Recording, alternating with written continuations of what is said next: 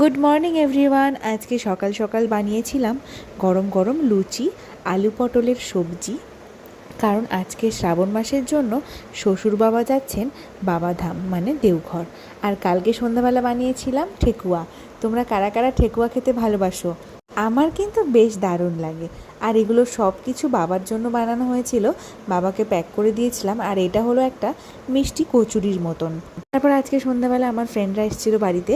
প্রায় অনেক দিন পর আমরা সবাই মিলে একসঙ্গে হলাম। প্রচুর গল্প আড্ডা। আমার একদম ভালো লাগে না। আমার ধনে পাতা বাটা করে ভাজি করে কি দিয়ে? ধনে পাতা কাঁচা দেয় না, বাটা করে কড়াই একটু ফ্রাই করে দেয়, দারুণ লাগে। তোর? হ্যাঁ, গরম তেলে ফ্রাই করে ভালো লাগে। আর কত রকমের যে গল্পের ঝুড়ি, আর সঙ্গে খাওয়া দাওয়া।